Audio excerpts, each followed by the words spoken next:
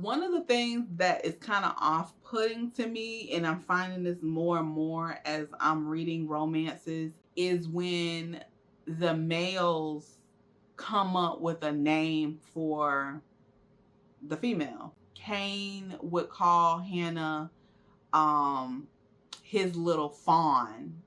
You know, like, isn't a fawn like a deer or something?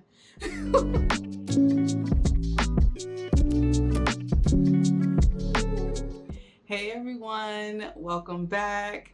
As per usual, I'm a little late, but I'm back to share my reading reviews for the month of March. So it was an interesting reading month. It was filled with bold promises, provocative ideas, and well, some disappointments along the way. There were, of course, fantasy worlds, because y'all know I love fantasy, tangled relationships, and dangerous mysteries.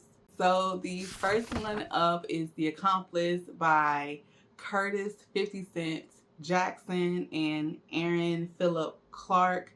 This was a fast-paced crime thriller that introduces Nia Adams, the first Black female Texas Ranger, whose investigation into a high-stakes robbery leads her to confront corruption, criminal masterminds, and moral dilemmas. Her co-protagonist slash antagonist is Desmond Bell, a Vietnam vet turned blackmailing thief who takes center stage after stealing some damning leverage. The book explores themes of justice, morality, survival, and is embedded in a very action-packed, gritty plot. Now, before I go any further, I do want to provide some content warnings, okay? The book includes mentions of sexual assault, physical violence, death, and while these elements aren't overly graphic, they are very present. From the beginning, the writing style felt very authentic.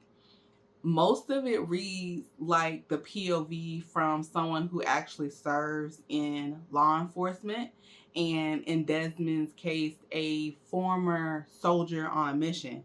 Now, of course, that's my civilian impression, but when reading, especially like Nia's POV while she was on duty, her observations are very sharp. She's taking note of everything, and there were no frills about it. It's not the narrative that I usually gravitate towards, but the straightforward play-by-play style really worked for this story. I think that the authors did a great job in capturing the mindsets, the voices of each character, especially the surprise POV in the book as well. You really get inside their heads, understanding their motivations and their decision-making processes. There were some parts, particularly towards the end, that felt a bit cheesy. The dialogue introduced some dramatic punchlines that just didn't land for me. While it didn't ruin the book, that it did stand out. Overall, I gave this book a solid 4. The Fallen Fruit, on the other hand, is a novel about a tale, a captivating one, about a family, their history, their legacy, wrapped up in a very unique plot. The story centers around a family plagued by a mysterious phenomenon, a generational curse. And I don't know about y'all, but I definitely think generational curses are real, that causes one descendant from each generation to fall through time, transported to some time in the past. Now, this is set against the backdrop of their family orchard. The novel um, alternates between the perspectives of various family members, unveiling their struggles, dreams, and the impact that this curse has had on their lives. Every time I had to put this book down, whether that be for work or to work on my other channel or to go run an errand, I was super eager to get back to it. I was so invested in these characters and their lives, so much so that one night during me reading, because I think it took me about a week to read this, maybe a little longer, there was a night I even had a dream about them. The author weaved together a narrative that had several significant themes: legacy and generational cycles, how the choices of one generation ripple through time and can affect or influence the lives of their descendants, family obligations versus individual freedom, the tension between dreams, personal dreams, and familial expectations, especially in the context of systematic racism and societal constraints. And the last, survival and resilience. The story highlights the resourcefulness and the tenacity of Black Americans navigating oppression and striving to better their lives and, of course, the lives of their children. I could tell the author did their research, and I could tell this because I would often stop and look up times, places, names to check if they were legit, and many of them were. The author did her due diligence, in my opinion, to try to authentically depict the time periods these characters were living in. The writing is really descriptive, immersive. You get to really see, visualize the environment that they're in, how they go about their daily lives, and you're able to see this from the perspective of them being in the family orchard to the broader historical setting. This was so close to being a 5-star for me, though there were some loose ends. I didn't get quite the closure that I was looking for. Okay, while I wasn't looking for a really scientific breakdown about the time traveling mechanism used, I was looking for closure for this family and their descendants.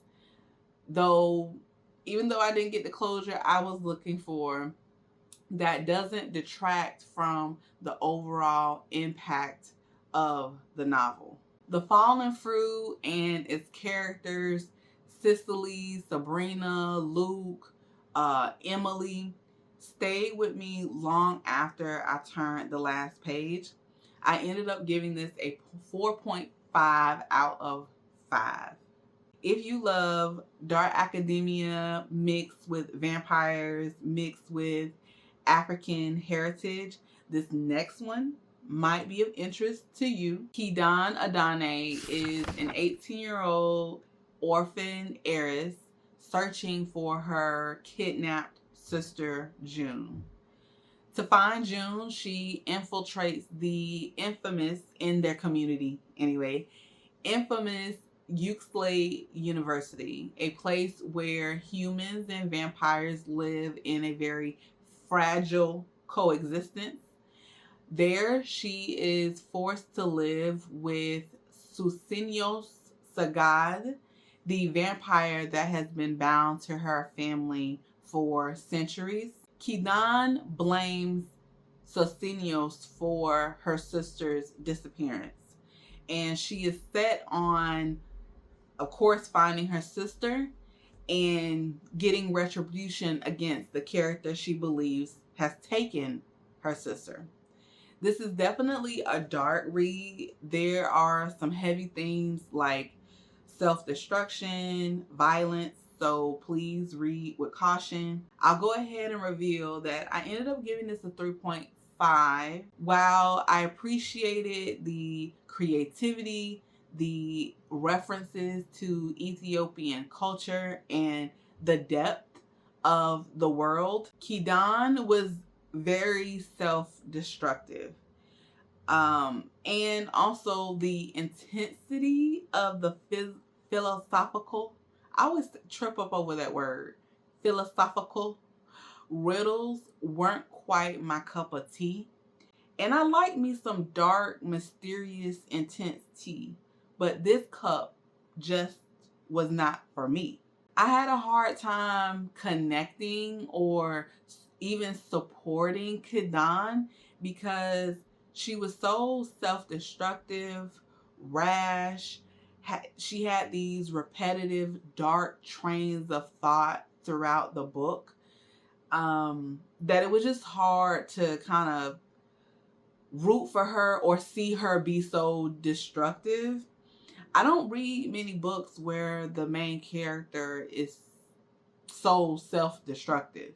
Also, the philosophical questions explored in the book, while they were deep, were overwhelming. And for me, took away from the plot. Like, I felt like I was in the classes that she was taking as well. And there was an expectation of me to also be trying to think about, ruminate over, and explain these, philosophical lessons. And it was just intense for me. I prefer directness in storytelling, so I didn't enjoy these parts of the book, and there were many of them. The magical component involving the houses. So, for example, the house that Socinios and Kidan lived in was governed by a specific law. I felt like it was interesting, but it didn't really add anything to the plot, but it kept being like really emphasized and talked about and all this other stuff. And I just didn't feel like it added anything to the story. So again, a 3.5. Have you ever ordered something and you were super excited for it? You looked at the pictures, you read the description of the product or the item, and it started to imagine how it would look on you, if it's clothes, or how it would meet your, or even exceed your expectations. And then when you get it, it looks like, feels like, does no like anything like the picture or description. Well, that is how I felt about The Empress by Kirsten Cast, or it might be Kristen. The Empress is a tarot-inspired fantasy that follows Hannah, a modern woman who finds herself in a world where magic and mystery are supposed to be around every corner. After a tarot reading goes awry, Hannah is transported to the Kingdom of Pentacles and has to navigate a palace filled with intrigue, at least it's supposed to be, danger, and her complicated relationship with a former knight named Cain. Hannah is supposed to be embracing her calling from the Empress by saving this realm and finding a way home. Here's what I expected: a story where tarot cards were personified, a world built around their meanings, the deep connections to the magical and symbolic nature of the cards. Instead, the tarot influences were mostly irrelevant, and that's crazy to me. It was disappointing to me because this is the second read that I've had that is supposed to be tarot influenced where the tarot was barely used. The beginning of the book was definitely promising, though Hannah was often fumbling through the plot, lacking the initiative and depth one would expect from a character that's supposed to be positioned to save a kingdom. Cain, her counterpart, he was one dimensional. His dominant male persona didn't do it for me, and their attraction didn't feel like authentic.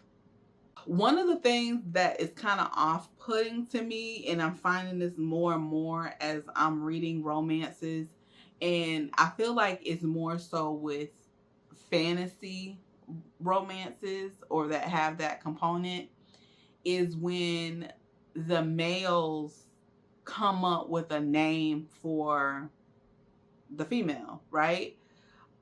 In this case, Cain would call Hannah his little fawn. You know, like, isn't a fawn like a deer or something? Like, that's not cute. One of the books I read previously, the person was called, the woman was referred to as his spark. Like, these little pet names and how often they use them is just too much, and they're not cute. Like, this is a grown woman. Why are you calling her little fawn? I don't think I've ever read a book where the female main character does that to the male. And I feel like maybe it just plays into that, because I think I mentioned that maybe in my last video or the one before last. I don't know.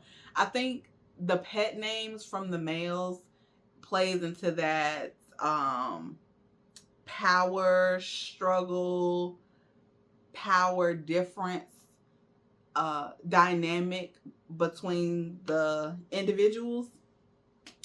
Yeah, I'm just finding it more and more that it's not cute. Like, I could do without it now.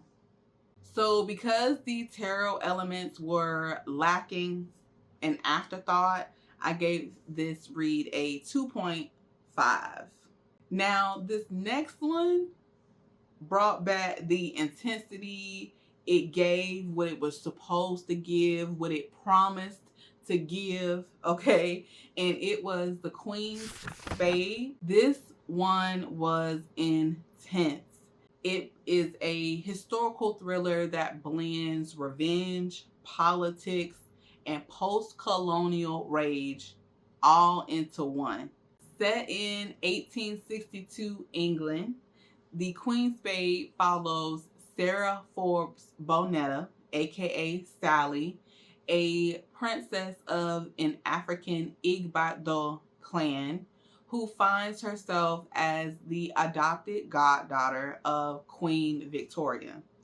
But Sally is not content with being a silent, civilized ornament in the British court. From page 3, y'all, Sally was already crossing names off of her list.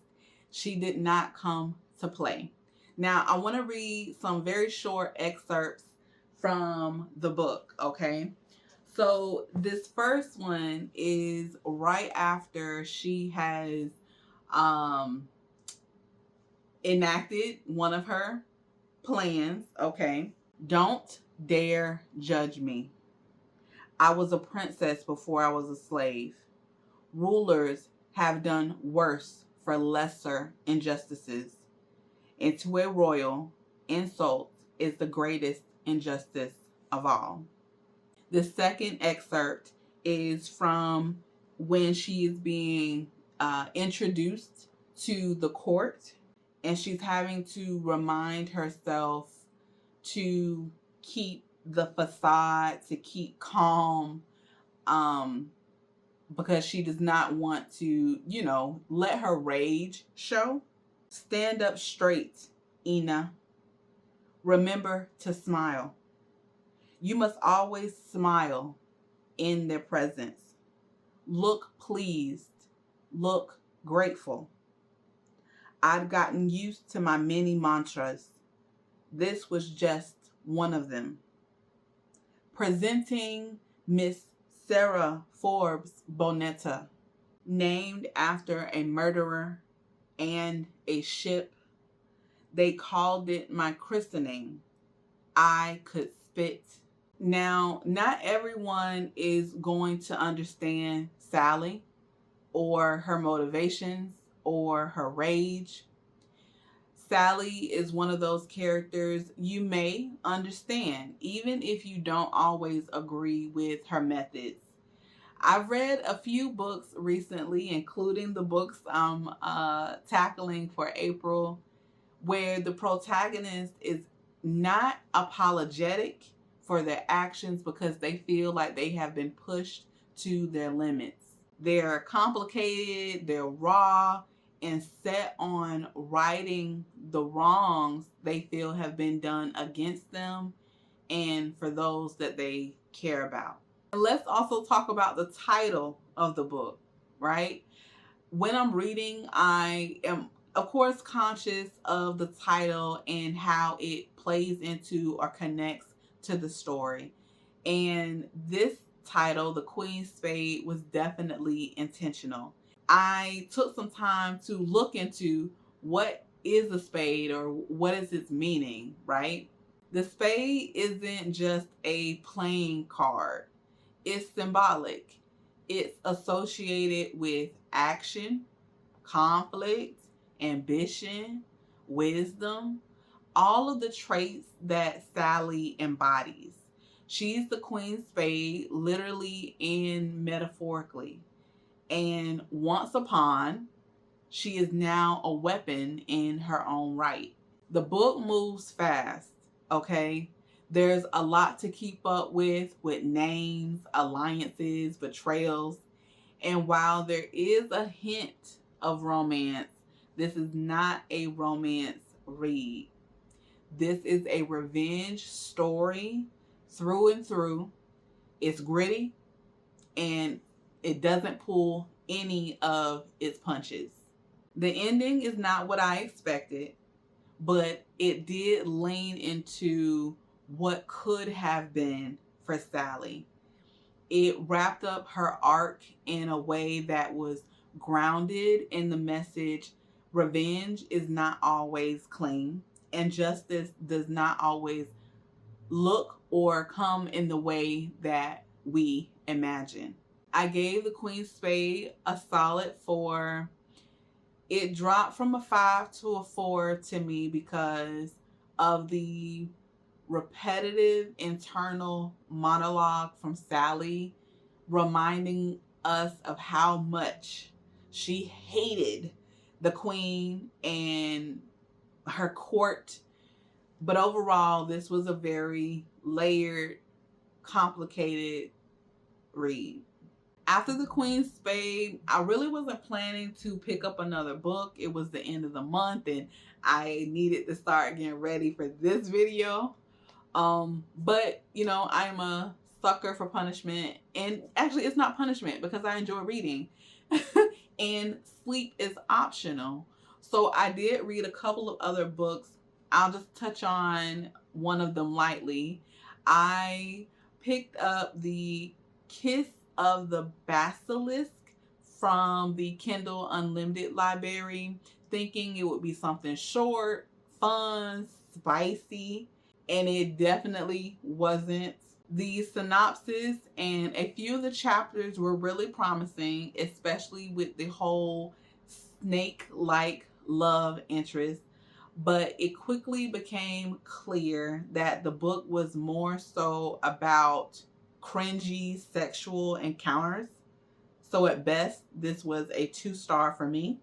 My month rounded out by starting books for April, the Plated Prisoner series I mentioned in my last video, and I'll save my review for that recommendation for my next video. Overall, my most enjoyable, most impactful read this month was The Fallen Fruit. The story lingered with me days after the fact. Well, that's it, y'all. Catch me up in the comments down below. What have been some of your recent faves? Or even some of your recent nays, okay? We got to compare notes. Y'all know what to do. All of those YouTube things. Like, comment, and subscribe. Until next time, stay safe, be blessed, happy reading, and I will see you in the next one.